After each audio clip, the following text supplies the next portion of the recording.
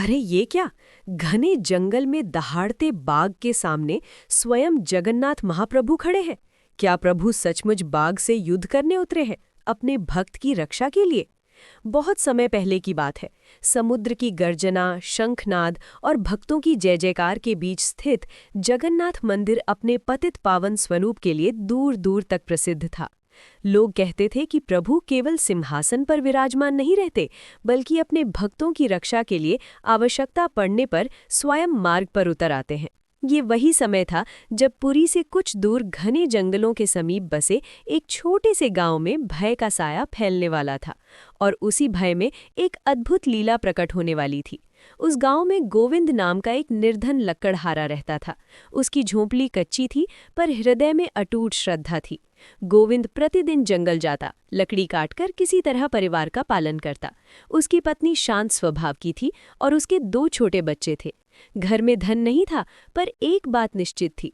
हर सुबह गोविंद जंगल जाने से पहले झोपड़ी के द्वार पर खड़ा होकर मंदिर की दिशा में हाथ जोड़ देता और कहता, नाथ, आज भी रक्षा करना। न वो मंत्र जानता था, न पूजा विधि, पर नाम में उसका पूरा विश्वास था। एक वर्ष जंगल में अकाल सा पड़ गया। पशुओं को भोजन नहीं मिला और वे गांव की ओर भटकने लगे। उसी समय ये खबर फैलने लगी कि जंगल से एक भयंकर बाघ बस्ती के पास देखा गया है। रात होते ही लोग अपने द्वार बंद कर लेते, बच्चे सहमे रहते और दीपक जल्दी ही बुझा दिए जाते। गोविंद भी डरता था, पर बच्चों के सामने भय प्रकट नहीं करता। वो बस उन्हें अपने पास बैठाकर धीरे से कहता, डरो मत, जगन्नाथ हैं। एक अमावस्या की रात थी। आकाश में बादल घिरे थे, हवा में अजीब सी सन्नाटा भरी बेचैनी थी। उस दिन गोविंद देर से लौटा क्योंकि जंगल में रास्ता कठिन हो गया था। जैसे ही वो गांव की सीमा में पहुंचा, उसे दूर से पशुओं की चीख सुनाई दी। उसका हृदय धड़क उठा। तभी उसे दिखा, एक विशाल बाघ झोंपड़ियों के बीच घूम रहा है और उसकी दृष्टि सीधी उसी झोंपड़ी पर टिकी है जहां गोविंद का परिवार था। गोविंद के पैरों तले जमीन खिसक गई। न उसके पास हथियार था, न भागने का कोई उपाय। भीतर उसकी पत्नी और बच्चे थे। भय, विवशता और प्रेम तीनों एक साथ उसके हृदय में उमड़ पड़े। उसी क्षण उसके मुख से कोई मंत्र नहीं, कोई शब्द नहीं निकला, बस एक आर्तनाद उठा, हे जगन्नाथ। कहा जाता है उसी पल लीला घटित हुई। बाघ जैसे ही झोंपड़ी के पास पहुंचा, अचानक उसके सामने एक तेजस्वी पुरुष प्रकट हुए। उनका शरीर साधारण साधु जैसा था, पर उनके चारों ओर अद्भुत प्रकाश था। उनकी आंखों में करुणा और अधिकार दोनों एक साथ झलक रहे थे। उन्होंने बाघ की ओर देखा और दंड भूमि पर टेक दिया। आश्चर्य! वो भयंकर बाघ रुक गया। उसकी गुर्राहट शांत हो गई। आंखों का क्रोध बुझने लगा और वो धीरे धीरे पीछे हटने लगा, मानो किसी अदृश्य शक्ति ने उसे बांध लिया हो। कुछ ही क्षणों में बाघ जंगल की ओर लौट गया। गांव में सन्नाटा छा गया।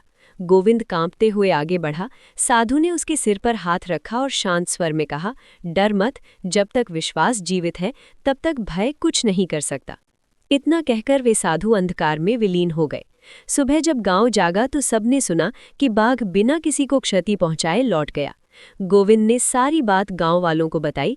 कुछ लोगों ने विश्वास किया, कुछ ने नहीं। पर जब वे मंदिर पहुंचे तो एक अद्भुत दृश्य देखा। प्रभु जगन्नाथ के चरणों के पास हल्की सी मिट्टी और पत्तों के निशान थे, मानो कोई रात्रि में चलकर आया हो। प्रधान सेवक मौन हो गए। उन्होंने कहा, प्रभु ने स्वयं अपने भक्त की रक्षा की है। उस दिन के बाद गांव में भय कम हो गया, पर श्रद्धा कई गुना बढ़ गई। गोविंद का जीवन पहले जैसा ही रहा, वही जंगल, वही परिश्रम, वही साधारणता, पर अब उसकी आंखों में अडिग विश्वास था।